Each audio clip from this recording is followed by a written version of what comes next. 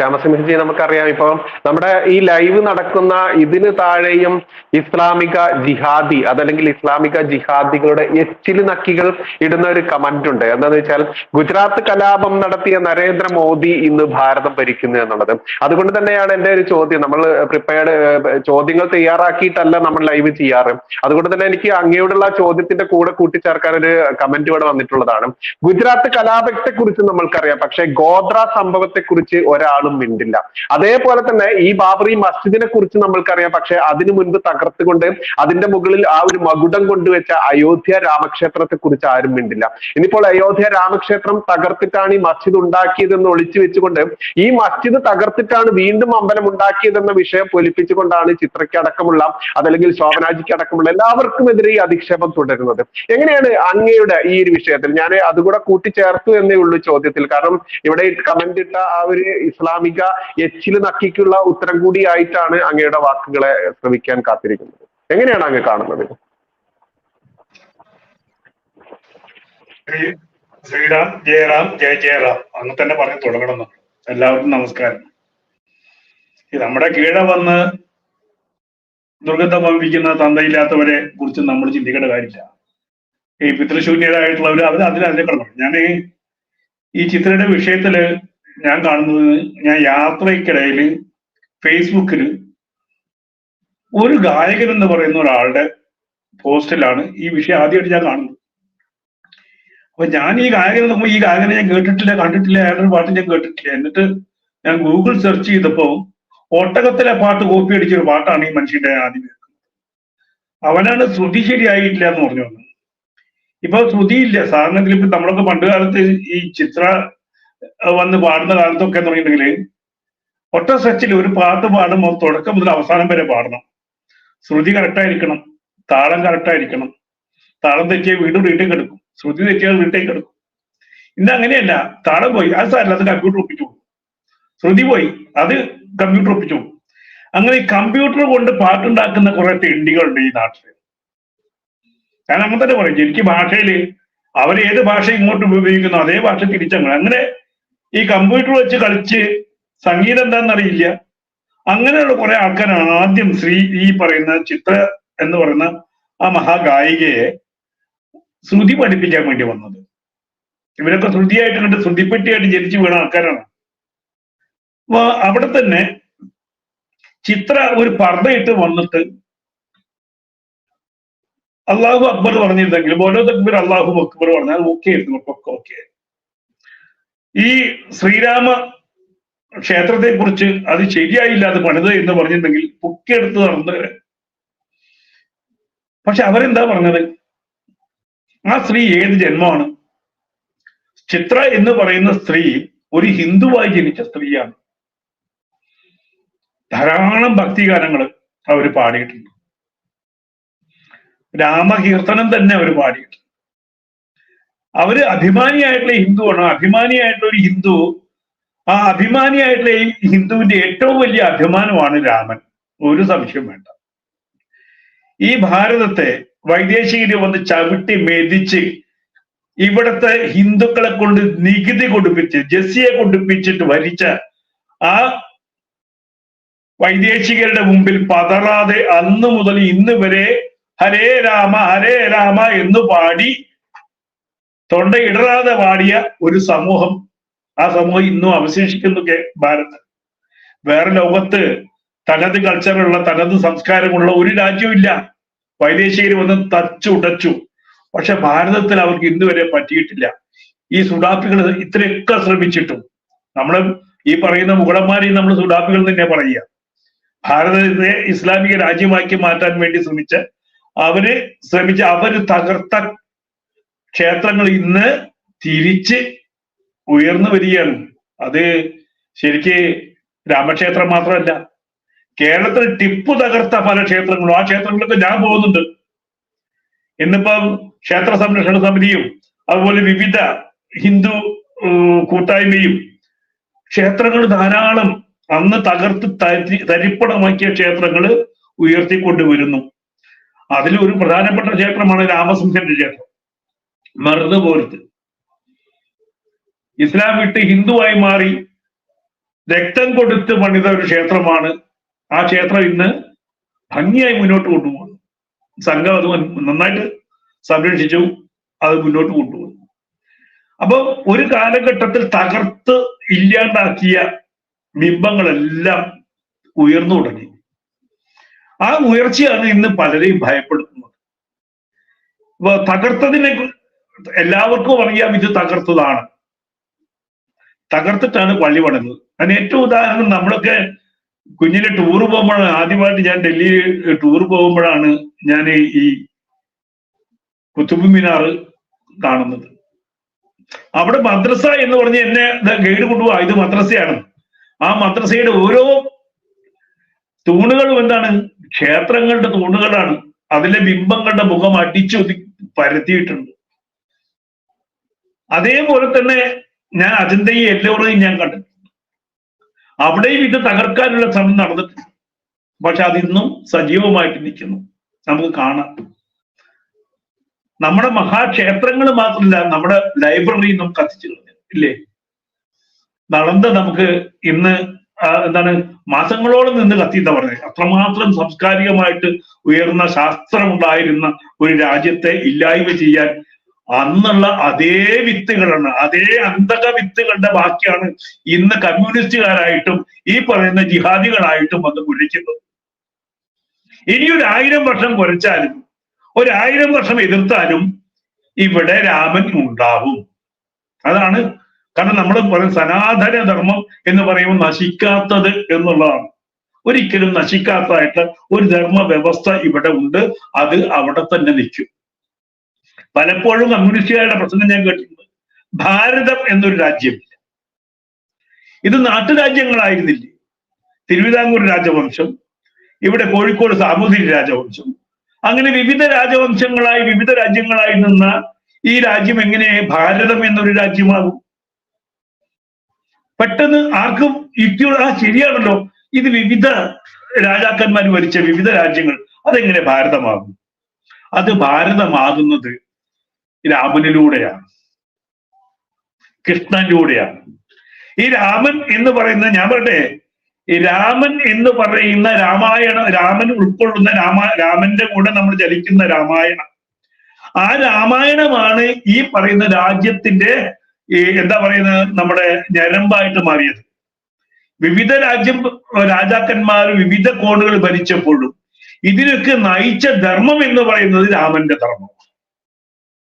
ആ രാമന്റെ ധർമ്മമാണ് ഭാരതത്തിലെ എല്ലാ രാജാക്കന്മാരും, ഈ മുഗളന്മാർ വരുന്നതിന് മുമ്പ് എല്ലാ രാജാക്കന്മാരും പിന്തുടർന്നത് രാമന്റെ രാജ്യ വ്യവസ്ഥ, രാമന്റെ ധർമ്മ വ്യവസ്ഥ അത് തന്നെയാണ്. അതുകൊണ്ട് ഈ രാജ്യത്തെ, ഭാരതം എന്ന രാജ്യത്തെ കൂട്ടി ഇണക്കുന്ന ഏറ്റവും വലിയ ശക്തി ഏതാണ്? രാമനാണ്. അതുകൊണ്ട് പിന്നെ ഈ പറയുന്ന സുഡാപികൾക്ക് രാമനോട് ദേഷ്യമില്ലാതിരിക്കൂ. എത്ര തകർത്തിട്ടും തകരാതെ ഈ ബിംബം പിന്നെ വളർന്നു വരികയല്ലേ. ഒരു കാലഘട്ടത്തില് നമ്മുടെ വീടുകളിൽ നിന്ന് ഈ സന്ധ്യാനാമം ഇല്ലാണ്ടായി, രാമായണ പാരായണം ഇല്ലാണ്ടായി. വീണ്ടും തിരിച്ചു വന്നു. കർക്കിടക മാസത്തിൽ ഈ കർക്കിടക മാസം മുഴുവനും എല്ലാ ദിവസവും രാമായണം പാരായണം ചെയ്യാൻ തുടങ്ങി. ലോകത്തുള്ള മുഴുവൻ ഈ സോഷ്യൽ മീഡിയകളിലും രാമായണ ചർച്ചകൾ നടക്കാൻ തുടങ്ങി. എല്ലാ വീടുകളിലും എന്തായി? വിളക്ക് കത്താൻ തുടങ്ങി. രാമായണ വീണ്ടും ശബ്ദം ഉയർന്നു തുടങ്ങി. ഇതിവര് സഹിക്കൂ? തല്ലിക്കെടുത്തിയിട്ടും പിന്നെയും ഉയർന്നു തുടങ്ങുമ്പം അത് സഹിക്കൂ? അതിന്റെ ഏറ്റവും വലിയ ഉയർച്ചയുടെ ഒരു പ്രതീകമായിട്ട് മാറാൻ പോകുന്നത് ഈ പറഞ്ഞ 22-ാം തീയതിയിലെ പുനഃപ്രതിഷ്ഠയാണ്, അല്ലെ? പ്രതിഷ്ഠയല്ല, പുനഃപ്രതിഷ്ഠയാണ്. രാമൻ അവിടെ ഉണ്ടായിരുന്നു, വീണ്ടും പുനഃപ്രതിഷ്ഠ നടത്തുകയാണ്. പുതുതായിട്ട് പ്രതിഷ്ഠ നടത്തുകയല്ല, പുനഃപ്രതിഷ്ഠയാണ്. അവിടെ ഉണ്ടായിരുന്ന രാമനെ വീണ്ടും അവിടെ കൊണ്ടുവരിക. ഒരു അതായത് കാല് അടിച്ച് തകർത്ത് ഇല്ലായ്മ ചെയ്ത് ആ രാമൻ തിരികെ വരുമ്പോ ഉണ്ടാകുന്ന വിഷമം ചില്ലറയായിരിക്കില്ല. അതിങ്ങനെ ഇവരുടെ ഉള്ളിൽ കിടന്ന് തിളയ്ക്കുന്നുണ്ട്. കമ്മ്യൂണിസ്റ്റുകൾ ഞാൻ മുഴുവനും ഒന്നായിട്ട് പറയില്ല, കാരണം കമ്മ്യൂണിസ്റ്റുകൾ നല്ല ഹിന്ദുക്കളുണ്ട്, നട്ടലുള്ള ഹിന്ദുക്കളുണ്ട്. നിങ്ങൾക്ക് ഈ പറയുന്ന 22-ാം തീയതി കാണാം, കമ്മ്യൂണിസ്റ്റ് കേന്ദ്രങ്ങളിലെ പല വീടുകളിലും 5 തിരിയിട്ട വിളക്ക് കത്തിക്കും. ഈ ചിത്രം ആഹ്വാനം ചെയ്തിട്ടുള്ള 5 തിരിയിട്ട വിളക്ക് കത്തും, രാമനാമം ഉയരുകയും ചെയ്യും. ചിലത് നല്ലതാണ്. ചിലര് വന്നിട്ട് ഈ കുരയ്ക്കുന്നത്, ഈ ബഹളം വെക്കുന്നത് നല്ലതാണ്. നമ്മുടെ അടിയിൽ വന്നിട്ട് ഈ ബഹളം വെക്കണം. കാരണം അവരുടെ സംസ്കാരം എന്താണെന്ന് ജനം തിരിച്ചറിയണം. എന്താണ് ഇവിടുത്തെ കമ്മ്യൂണിസ്റ്റ് സംസ്കാരം, എന്താണ് ഇവിടുത്തെ ദേവസ്വം മന്ത്രിയുടെ സംസ്കാരം, എന്താണ് അദ്ദേഹത്തിന്റെ പിന്നിലുള്ള ചേതോ വികാരം എന്നുള്ളത് ഇവിടുത്തെ ഹിന്ദുക്കൾക്ക്, കമ്മ്യൂണിസ്റ്റുകാരായ ഹിന്ദുക്കൾക്ക് മനസ്സിലാവണം. ഞാൻ ഇതിനൊക്കെ നന്നായി കാണുകയാണ്. അദ്ദേഹം അവിടെ പോയിട്ട് തീർത്ഥം വാങ്ങിച്ച് കൈ കഴുകിയ ആ മൂന്നാം കിട സ്വഭാവം ഉണ്ടല്ലോ, അധമ സ്വഭാവം ഉണ്ടല്ലോ, അത് ജനം കണ്ടു.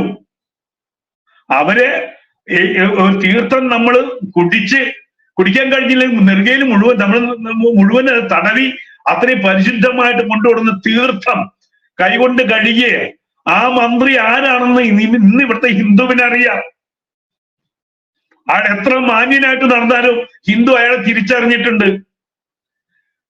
പിണറായി വിജയൻ രാജാവിനെ ഹിന്ദുക്കൾ തിരിച്ചറിഞ്ഞിട്ടുണ്ട്. നേരത്തെ കോണാൻ തപ്പി നടന്ന മന്ത്രി, ഇപ്പൊ നേരത്തെ പറഞ്ഞില്ലേ, അങ്ങോട്ടും ഇങ്ങോട്ടും മാറി നടക്കുന്ന ആ മന്ത്രി, രാമായണവും വായിക്കും നമ്പൂരിയുടെ കോണാനും നോക്കുന്ന ആ മന്ത്രിയുടെ അവസ്ഥ ഇന്ന് പാർട്ടിയിൽ എന്താണ്? മൂലയ്ക്ക് വെച്ച ചൂര് പോലെയാണ് അവസ്ഥ. അപ്പൊ നമ്മുടെ ജീവിതത്തിൽ തന്നെ, നമ്മുടെ കാലഘട്ടത്തിൽ തന്നെ ചെയ്തവനൊക്കെ അനുഭവിച്ചിട്ടുണ്ട്. പിണറായി വിജയൻ അനുഭവിച്ചുകൊണ്ടിരിക്കുന്നില്ലേ? പിണറായി വിജയൻ ഇനി എന്താ അനുഭവിക്കാനുള്ളത്? ഇവിടെ സൂര്യനാണ്, കടുകനാണ്, കുതിരയാണ് എന്നൊക്കെ പറഞ്ഞിട്ടും കാര്യങ്ങൾ മുന്നോട്ട് പോകുന്നില്ല, പുറകെ നടക്കുകയല്ലേ. ഈ രാവണനെ കെട്ടാൻ ഈ രാമൻ മതി, ഈ ഇവിടെയുള്ള അയ്യപ്പൻ മതി, ഇവരൊക്കെ തകർക്കാൻ. ഞാൻ അങ്ങനെ വിശ്വസിക്കുന്ന ആളാണ്. ഞാൻ അത് ഉറക്കെ പറയുന്ന ആളാണ്. കൊണ്ടേ പോകുള്ളൂ, അനുഭവിച്ചിട്ടേ പോകുള്ളൂ. അയ്യനോട് കളിച്ചാൽ അനുഭവിച്ചിരിക്കും. അത് ആരായാലും, എത്ര വലിയ തമ്പുരാനായാലും ഈ പറയുന്ന ദേവസ്വം ബോർഡ് മന്ത്രി ആയാലും അനുഭവിക്കാതെ ഇവിടുന്ന് പോവില്ല. നമ്മളത് കാണും. അതിനുള്ള ആയുസ് തരട്ടെന്നായ, ഇതൊക്കെ ഒന്ന് കാണാനുള്ള ആയുസ് എനിക്ക് വേണം. വേറെ ഒന്നുമില്ല, ഇവരൊക്കെ അനുഭവിക്കുന്നത് കാണാനുള്ള ആയുസ് വേണം. കാരണം നമ്മൾ ആലോചിച്ച് നോക്കൂ, ഇപ്പൊ എന്റെ വീട്ടിൽ ചുറ്റും 3 പള്ളിയുണ്ട്. ഈ 3 പള്ളിയിൽ നിന്ന് 5 നേരം എനിക്ക് എത്ര ഉച്ചത്തിൽ പറ്റുമോ അത്ര ഉച്ചത്തിൽ പറയുന്നുണ്ട്, അള്ളാഹു അല്ലാതെ വേറൊരു ദൈവമില്ല എന്ന് ഉറക്കെ 5 പ്രാവശ്യം പറയുന്നുണ്ട്. ഇവിടുത്തെ ഒരു ഹിന്ദുവും പോയിട്ട് ഇത് നിർത്തലാക്കണം എന്ന് പറഞ്ഞിട്ടില്ല.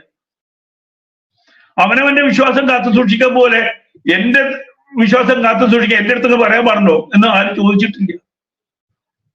ഹിന്ദു ഈ സഹിഷ്ണുത എല്ലാ വഴികളിലും കൂടെ എത്താൻ പറ്റുന്ന ഒരിടമാണ് ദൈവത്തിന്റെ സ്ഥാനം എന്ന് വിശ്വസിക്കുന്നവരാണ് ഹിന്ദു. അതുകൊണ്ട് തന്നെ 30 കോടി ദേവതകളുടെ കൂടെ ഒരു ദേവത കന്യാമറയിൽ ഇരുന്നാൽ അവന് ദോഷം ഉണ്ടാവില്ല, മുഹമ്മദ് ഇരുന്നാലും അവന് ദോഷം ഉണ്ടാവില്ല. അത് അതിന്റെ വഴിക്ക് പൊക്കോട്ടെ എന്ന് ചിന്തിക്കുന്നവരാണ്. അങ്ങനെ ചിന്തിച്ച് മാറി നിൽക്കുന്ന ഒരു സമൂഹത്തെയാണ് തരം കിട്ടിയാൽ ഇതെന്താ തുടങ്ങിയത്? ഇവിടെ ഒരുമിച്ച് സമരസപ്പെട്ട് പോയിരുന്ന 1921 തുടങ്ങി ഇല്ലേ? 1921 ഹിന്ദുവിനെ അരിഞ്ഞു വീഴ്ത്തി. അത് കഴിഞ്ഞിട്ട് 87 നമ്മൾ കേട്ടു. എന്താ കേട്ടത്? ഇന്ത്യയുടെ മോചനം ഇസ്ലാമിലൂടെ എന്ന് കേട്ടു. 77 ഞാൻ അന്ന് പ്രീ ഡിഗ്രിക്ക് പഠിക്കുന്ന സമയത്താണ് ആദ്യമായിട്ട് സുൽത്താൻ ബത്തേരിയിൽ പോസ്റ്റർ കാണുന്നത് ഇന്ത്യയുടെ മോചനം ഇസ്ലാമിലൂടെ എന്ന്. അന്ന് തുടങ്ങിയ വിഭജനമാണ്. ജമാഅത്തെ ഇസ്ലാമി എന്നിവിടെ കൊടികുത്തിയോ, മുജാഹിദ് സംസ്കാരം എന്ന് കൊടികുത്തിയോ, സലഫി സംസ്കാരം എന്ന് കൊടികുത്തിയോ, അന്നാണ് ഇത് തുടങ്ങിയ വിഭജനത്തിന്റെ. അതിനുശേഷമാണ് ഭീകരവാദം കേരളം അറിഞ്ഞത്. ആ ഭീകരവാദം അന്ന് തുടങ്ങിയ ഭീകരവാദത്തിന് ഇന്ന് ഒരു ഒട്ടും ശക്തി കുറഞ്ഞിട്ടില്ല, ശക്തി കൂടിക്കൊണ്ടിരിക്കുക. കാരണം എന്താണ്? അതിന് ഈ തിരിവെച്ച് കൊടുക്കുന്നത്, തീയിട്ട് കൊടുക്കുന്നത് കമ്മ്യൂണിസ്റ്റുകളാണ്. ഇന്ന് കമ്മ്യൂണിസ്റ്റ് സഖാക്കളെ തിരിച്ചറിഞ്ഞു. ഇത് പൊട്ടുമ്പോ, അല്ലെങ്കിൽ കലാപുണ്ടാവുമ്പോ ആദ്യം തീ പിടിക്കുന്നത് കമ്മ്യൂണിസ്റ്റുകാരുടെ വീട്ടിലായിരിക്കും. അത് സംശയമൊന്നുമില്ല. പാകിസ്ഥാൻ വിഭജനത്തിന് കൂട്ടുനിന്ന കമ്മ്യൂണിസ്റ്റുകാരുടെ അവസ്ഥ എന്തായിരുന്നു പാകിസ്ഥാനിൽ എന്നുള്ളത് ചരിത്രം പറയും. അഫ്ഗാനിസ്ഥാനിലും അത് തന്നെയാണ്. ഇതിന് തുടക്കം കുറിക്കുന്ന കമ്മ്യൂണിസ്റ്റുകാരൻ തന്നെയായിരിക്കും ഇതിന്റെ ആദ്യത്തെ ഇരയായിട്ട് മാറുക. അതല്ലെങ്കിൽ അവർ പൊന്നാനി പോയിട്ട് ഒരു സംഗതി ചെത്തിക്കളയേണ്ടി വരും, ആ ഭാഗത്തേക്ക് പോകേണ്ടി വരും. അപ്പൊ നമ്മൾ മനസ്സിലാക്കേണ്ടത്, ഈ അവര് ഹിന്ദുവാണ്, ജന്മം കൊണ്ട് കർമ്മം കൊണ്ട് ഹിന്ദുവായിട്ടുള്ള ഒരു സ്ത്രീയാണ്. അവർക്ക് അവരുടെ മതത്തെക്കുറിച്ച്, അവരുടെ രാമനെ കുറിച്ച് പറയാൻ പാടില്ല. അങ്ങനെ പറഞ്ഞ് പാടില്ല എന്ന് തിട്ടൂർ ഇറക്കിയപ്പോ നേരത്തെ പറഞ്ഞ മാതിരി രാജശേഖരൻ ജി പറഞ്ഞാൽ ഇവിടുത്തെ പിണറായി വിജയന്റെ ക്ഷൗരം ചെയ്തുകൊണ്ടിരിക്കുകയായിരുന്നു. നമ്മൾ മറ്റൊരു മതത്തെ ഒരു ആചാരത്തെ കുറിച്ചൊന്ന് പറഞ്ഞു നോക്കട്ടെ, പിറ്റേന്ന് എന്നെ പൊക്കിക്കൊണ്ടുപോയല്ലോ. എന്തിന്? നമ്മുടെ അയ്യന് വേണ്ടി ശബ്ദിച്ചപ്പോ നമ്മുടെ ഒക്കെ പേരില് കേസ് ഉണ്ടായിരുന്നില്ല, 5-6 കേസ് ഉണ്ടായിരുന്നില്ല. എന്താ ഈ പറയുന്ന ഒരു ഈ കേരളം മുഴുവനും ആദരിക്കുന്ന ഒരു വ്യക്തിത്വമാണ് ചിത്ര. ആ ചിത്രാജി അവരുടെ വിശ്വാസം, അവരുടെ രാമനെ കുറിച്ച്, അവരുടെ ക്ഷേത്രം ഉയരുന്നു, അതുകൊണ്ട് നിങ്ങൾ 5 തിരിയിട്ട് രാമനാമം ജപിക്കണം എന്ന് പറഞ്ഞു കഴിഞ്ഞാൽ അതിന് അവരെ ചോദ്യം ചെയ്യാനും ഈ എന്താ പറയുന്നത് ഇകഴ്ത്താനും ആരാണ് അധികാരം കൊടുത്തിട്ടുള്ളത്? എന്താ ഈ രാജ്യത്ത് നിയമമൊന്നുമില്ല? സഖാവിനെ കുറിച്ച് പറഞ്ഞാൽ പിറ്റേന്ന് കൊണ്ടുപോയല്ലോ, ഉരുട്ടുമല്ലോ. ഒരു ഹിന്ദുവിന് അവന്റെ വിശ്വാസം അനുസരിച്ച് ശബ്ദിക്കാൻ പറ്റില്ലെങ്കിൽ പിന്നെ എന്തിനാ കേരളത്തിൽ ജീവിക്കും നമ്മള്? ഞാൻ ഉറക്കം വിളിക്കും, ജയരാം, ശ്രീരാം, എന്റെ രാമനാണെന്ന് എനിക്ക് ഉറക്കം പറയാൻ അവകാശമുണ്ട്. ഒരു തിട്ടൂരം നമ്മുടെ മുന്നിൽ പോവില്ല, പക്ഷെ ഒരു കലാകാരിയെ പേടിപ്പിക്കാൻ അവർക്ക് കഴിഞ്ഞേക്കാം. അവിടെയും നമ്മൾ മനസ്സിലാക്കണം. കാരണം ഈ കലാരംഗം എന്ന് പറയുന്നത് സിനിമാ രംഗമാണെങ്കിലും ബാക്കി സാഹിത്യരംഗമാണെങ്കിലും അവരുടെ ചൊൽപ്പടിക്ക് നിൽക്കണം. MT ഒരു സെക്കൻഡ് ചെറിയ ഡിഗ്രി എന്ന് മാറി ഒന്ന് പറഞ്ഞിട്ടോ ചൊറിഞ്ഞിട്ടേ ഉള്ളൂ. MTനെ കാലെ പിടിച്ച് നിലത്തടിക്കുന്ന അവസ്ഥയിലാണ് ഇപ്പൊ കമ്മ്യൂണിസ്റ്റുകാര്. അവരെ ഒന്ന് ചൊറിയാൻ പോലും പാടില്ല. അപ്പോഴാണ് ഹിന്ദുവിന്റെ വിശ്വാസ പ്രമാണങ്ങളെ മുറുകെ പിടിക്കുന്നവനെ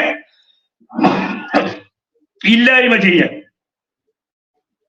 ഞാൻ വേണുഗോപാൽജിക്ക് വേണുഗോപാല് എനിക്ക് പാട്ട് പാടിയിട്ടുള്ള ആളാണ്.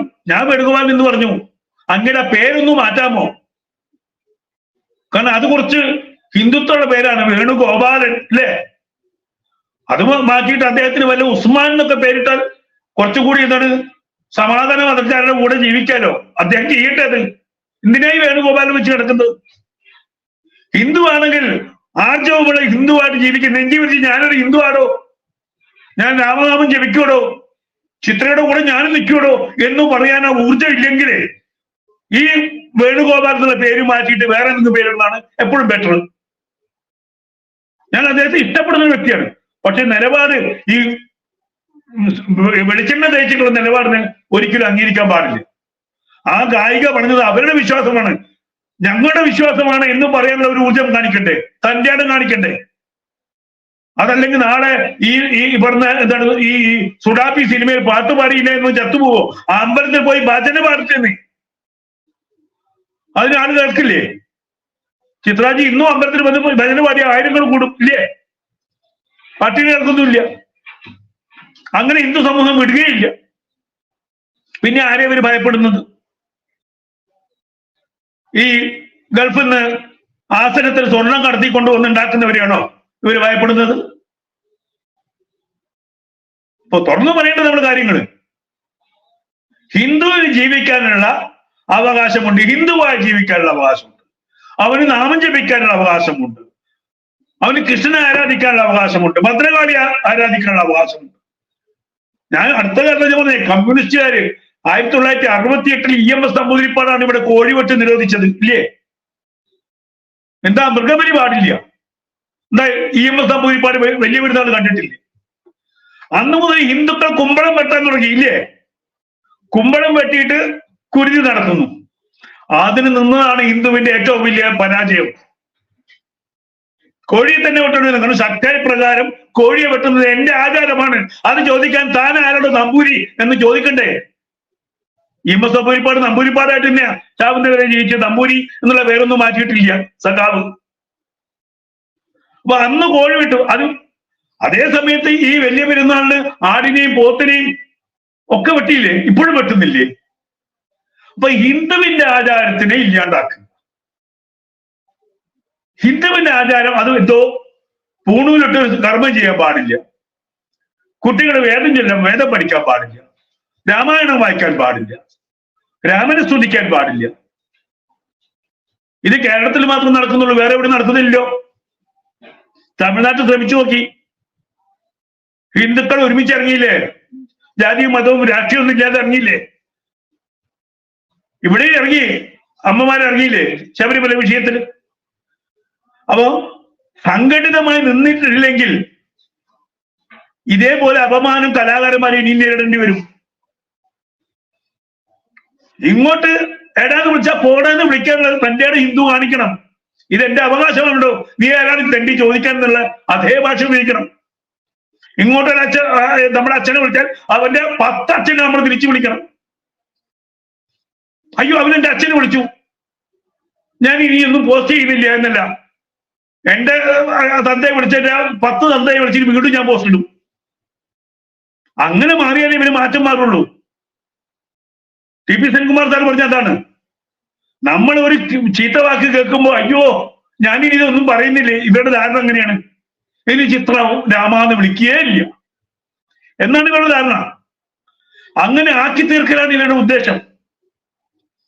അപ്പോ ഈ നമ്മുടെ ശബ്ദം താഴ്ത്തി കെട്ടാൻ ശ്രമിക്കുമ്പോ അതിന്റെ ഉച്ചത്തിൽ ഹിന്ദു വിളിച്ചു പറയണം ഹരേ രാമ ഹരേ രാമ എന്ന്. അങ്ങനെ പറയുമ്പോഴേ ഉൾക്കടലുണ്ടാവുള്ളൂ. ഉൾക്കടലുണ്ടാക്കണം, ഭയമുണ്ടാക്കണം. ഉണ്ടാക്കിയിട്ടുണ്ട്. ഹിന്ദു മാറുന്നുണ്ട്, അതിന് സംശയമൊന്നും വേണ്ട.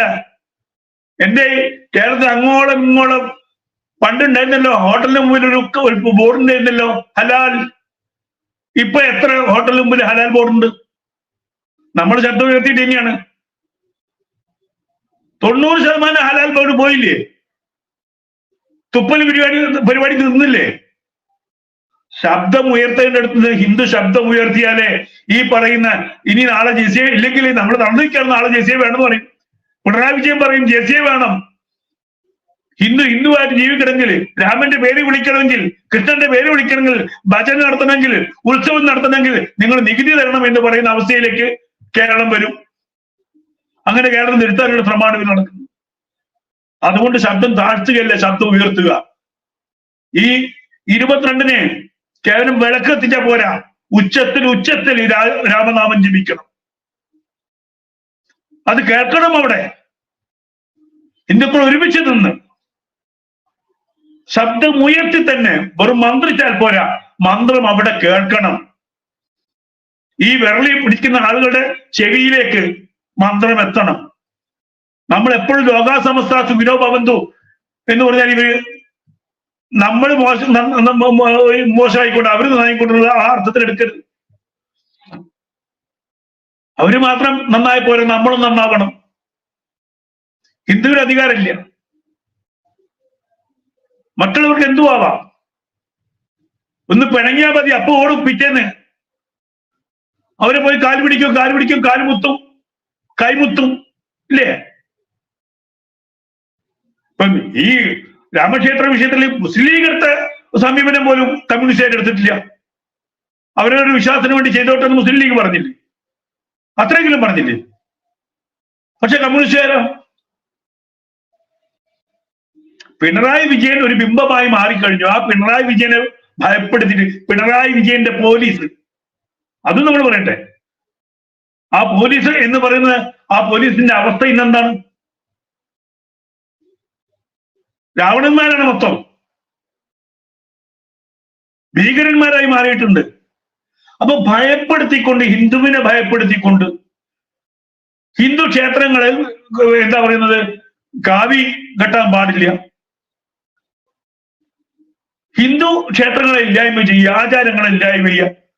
അങ്ങനെ മുന്നോട്ട് പോകാന്ന് വിചാരിച്ചാൽ തിരിച്ച് ഇതേപോലെ ശക്തമായിട്ട് പ്രതികരിക്കേണ്ട ഒരു സമൂഹമായിട്ട് കേരളം മാറും. അക്കാര്യത്തിൽ എനിക്ക് സംശയമൊന്നുമില്ല, മാറ്റം ഉണ്ടാവുന്നുണ്ട്. ചിത്രാജി ഒരിക്കലും ഒറ്റയ്ക്കല്ല. കേരളത്തിലെ പൊതുസമൂഹത്തിലെ നല്ല മനസാക്ഷിയുള്ള അല്ലെങ്കിൽ നട്ടലുള്ള ഈ രാമനെ ഇഷ്ടപ്പെടുന്നവരൊക്കെ കൂടെയുണ്ട്. നേരത്തെ പറഞ്ഞ പോലെ പൃഥ്വിരാജൊക്കെ അങ്ങനെ ഉണ്ടാക്കുമെന്ന് പറഞ്ഞിട്ട് ഇപ്പൊ മൂലക്കേക്ക് പോയിട്ടുണ്ട്. ഇപ്പൊ അവസാനത്തായി ഗുരുവായൂരപ്പാ എന്ന് വിളിക്കുന്നിടത്തേക്ക് കൊണ്ടുവന്നിട്ടുണ്ട് ഇല്ലേ? എല്ലാരെയും വിട്ടുപോയിട്ട് ഇപ്പൊ അവസാനം എന്താ ഗേറ്റ് കെട്ടിട്ട് ഗുരുവായൂരപ്പ ആടുജീവിതം പോലെയായി. ഈ തിളച്ചവരൊക്കെ അവരുടെ ജീവിതം എങ്ങനെയായി എന്നുള്ളത് നമുക്ക് ഇവിടുന്ന് കണ്ടതാണ് നമ്മള്.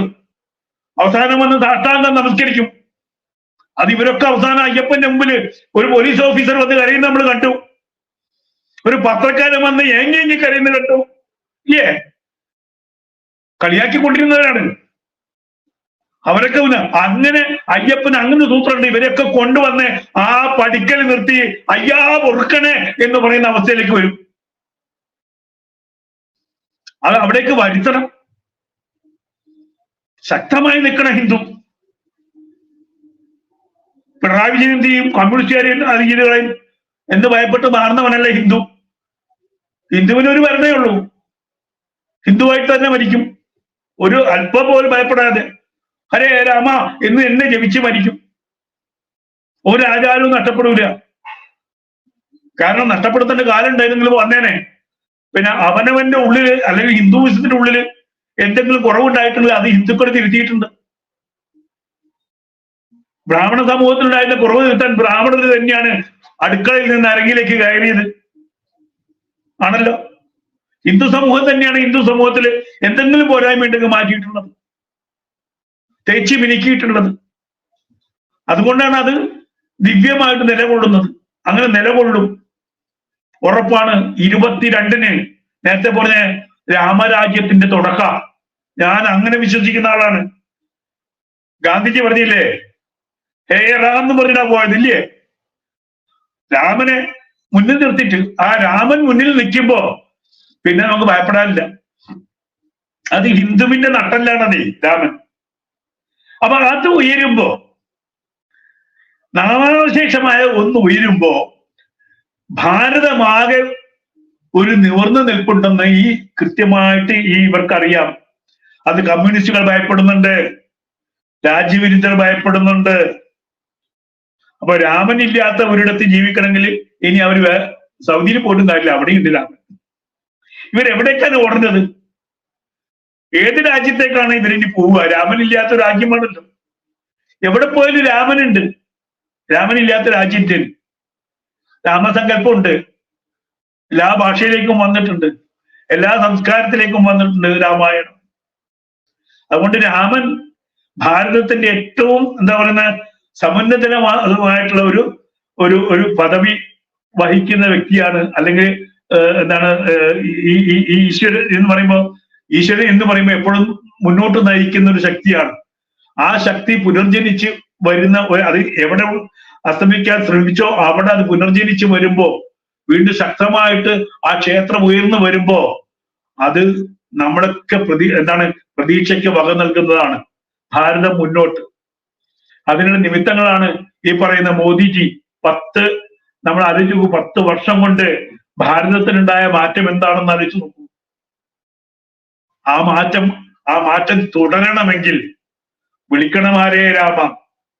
ഒരു ഭയപ്പെടാതെ വിളിക്കണം, മുന്നോട്ട് പോകണം. രാമനെ തന്നെ മുറുകെ പിടിച്ച് മുന്നോട്ട് പോകണം. നമുക്ക് പറഞ്ഞല്ലേ, അല്ലലില്ലാത്ത ഒരു രാജ്യ സങ്കല്പമുണ്ട്. സ്വന്തം ഭാര്യയെപ്പോലും രാജാവിന് അല്ലെങ്കിൽ രാജ്യത്തിന് ഒരു അപമാനം ഉണ്ടായാൽ തന്റെ കുടുംബത്തെ പോലും മാറ്റി നിർത്തണം എന്ന് പറഞ്ഞ ധർമ്മ വ്യവസ്ഥയുണ്ട്. അച്ഛന് കൊടുത്ത വാക്ക് മാറാൻ പാടില്ല. അനുജൻ വന്ന് വിളിച്ച് ചേട്ടാവാർ സിംഹാസനത്തിൽ ഇരിക്കുന്നു പറഞ്ഞപ്പോൾ, ഇല്ലടോ, ക്ഷത്രിയനൊരു വാക്ക് പറഞ്ഞാൽ ആ വാക്കിന്റെ മുകളിൽ നിൽക്കണം എന്ന് പറഞ്ഞ ആ രാമനുണ്ടല്ലോ, സീതയ്ക്ക് വേണ്ടി കാത്തിരുന്ന രാമനുണ്ടല്ലോ, രാജ്യത്തിന് കൊടുത്ത വാക്ക്, അച്ഛന് കൊടുത്ത വാക്ക് പാലിക്കാൻ വേണ്ടി എല്ലാം നഷ്ടപ്പെടുത്തിപ്പോയ രാമനുണ്ടല്ലോ.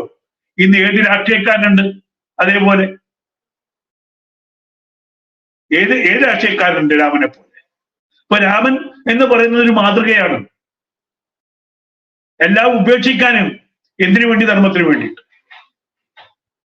ധർമ്മത്തിന് വേണ്ടി ഒറ്റയ്ക്ക് നിലകൊള്ളാൻ. അവിടെയാണ് അതിന്റെ പ്രത്യേകത. എന്തും രാമന് സാധിക്കുമായിരുന്നു.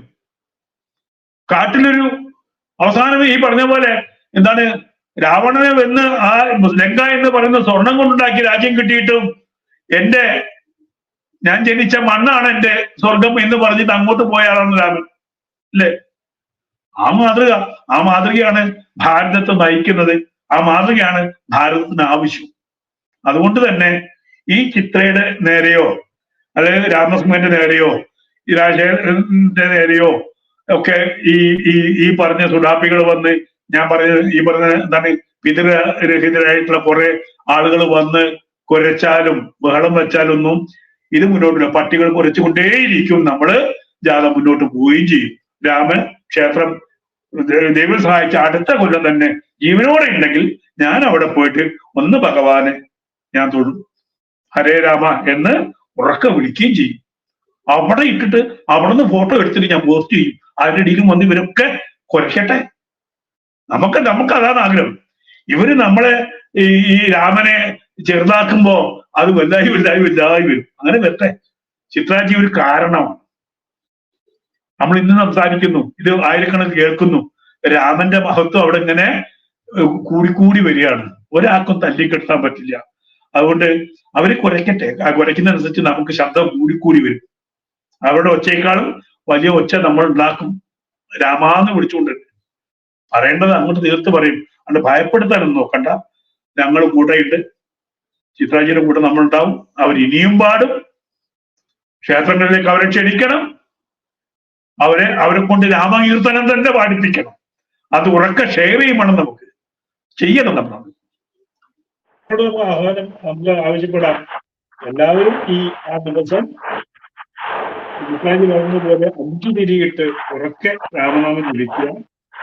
നമുക്ക് ആ ശബ്ദം എല്ലായിടത്തും തുടങ്ങണം. അപ്പോഴാണ് നമ്മൾ ഈ പറയുന്നതിന്റെ ഒക്കെ മറുപടി തന്നെ. എപ്പോഴും എന്ത് ആരും ഇല്ലാതാക്കാൻ ശ്രമിക്കുമ്പോൾ അതിനെ മുറുകെ പിടിക്കുമ്പോഴാണ് അതിന് ശക്തി കിട്ടുക. അപ്പൊ അതിനു വേണ്ടിയിട്ട് 22-ാം തീയതി ഈ ശിലാന്യാസ പ്രതിഷ്ഠ നടക്കുമ്പോഴും അന്ന് വൈകുന്നേരം സന്ധ്യയ്ക്ക് ഈ വിളക്ക് കൊളുത്തിക്കൊണ്ട് നാമം ഉച്ചത്തിൽ ജപിക്കാനും നമ്മുടെ എല്ലാ ഹൈന്ദവ സുഹൃത്തുക്കളോടും നമ്മൾ പറയാണ്. കുടുംബത്തിൽ അന്ന് ഒരു ആഘോഷമാക്കുക, മധുരം കൊടുക്കുക കുട്ടികൾക്ക്. എന്തിനാണെന്ന് ചോദിച്ചാൽ രാമന്റെ രാജ്യമായി മാറിക്കഴിഞ്ഞിരിക്കുന്നു, രാമരാജ്യത്താണ് നമ്മളിപ്പോ ജീവിക്കുന്നത് എന്ന് പറയാനുള്ള ഒരു തന്റേടം കാണിക്കുക. ഹിന്ദുവിനെ ആരും കൂവി തോൽപ്പിക്കണ്ട. തോൽക്കാൻ ഞങ്ങൾക്ക് മനസ്സുള്ളവരല്ല. അത് നമ്മള് ഹൃദയത്തിൽ രാമനുണ്ടെങ്കിൽ ഞങ്ങൾക്ക് ഒന്നിനെയും ഭയപ്പെടേണ്ട കാര്യമില്ല. ആര് വന്ന് പ്രശ്നം ഉണ്ടാക്കിയാലും ശരി, ഈ രാജ്യം മുന്നോട്ട് തന്നെ പോകും.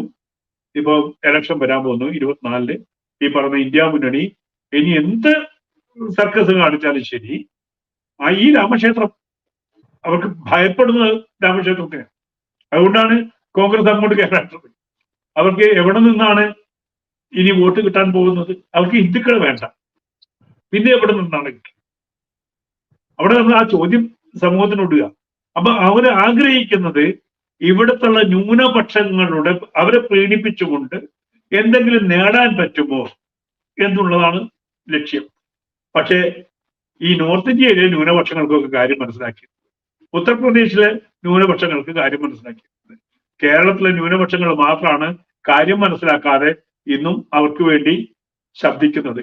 ഏറ്റവും പറഞ്ഞില്ലേ, ഏറ്റവും അവസാനം ഭാരതത്തിന്റെ ഏറ്റവും ഇങ്ങേയറ്റത്ത് ഉള്ള അവസാനത്തെ ആ മൂലയിൽ നിന്ന് ഈ 2 കക്ഷികളെ, ഈ ഇടതുപക്ഷത്തെയും വലതുപക്ഷത്തെയും തുടച്ച് അറബിക്കടലിലേക്ക് ഒഴുക്കിക്കളഞ്ഞ് വൃത്തിയാക്കാനുള്ള അവസരം. ഞാൻ പറഞ്ഞു, ലോകത്തിലെ ഏറ്റവും ശക്തി, ഇന്ന് ഭാരതത്തിലെ ഏറ്റവും ശക്തിയുള്ള സംഗതി എന്താ വെച്ചാൽ നിങ്ങളുടെ നടുവേരല, ഈ സമൂഹത്തിന്റെ നടുവേരല. അതിനേക്കാൾ വലിയ ആയുധമില്ല. ഈ പിണറായി വിജയനും ഈ പറയുന്ന സകല അസുരന്മാരും നശിക്കാൻ ഈ ഒരു വിരല് കൃത്യമായിട്ട് ഉപയോഗിച്ചാൽ മതി. ആ നടുവിരല് കൃത്യമായിട്ട് ഉപയോഗിച്ചാൽ നമുക്ക് കൃത്യമായിട്ട് ഇവരെ എപ്പോ വേണമെങ്കിലും അങ്ങോട്ട് മാറ്റി നിർത്താൻ പറ്റും. അവിടേക്കാണ് കാര്യങ്ങൾ പോകുന്നത്. ഹൈന്ദവ സമൂഹം ഒന്ന് മാറി ചിന്തിക്കേണ്ട സമയമായി കേരളത്തില്.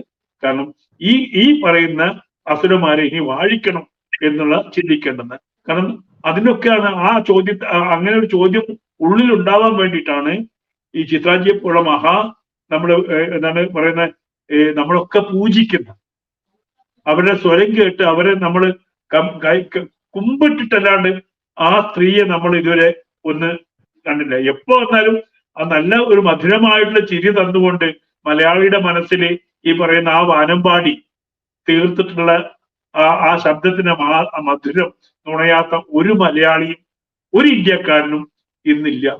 അപ്പൊ അങ്ങനെയുള്ള ആ മധുരമുള്ള ആ മധുരവാണിയെ മോശമാക്കി കാണിക്കാൻ ശ്രമിച്ചിട്ടുണ്ടെങ്കിൽ അവരെ തിരിച്ചറിയണം.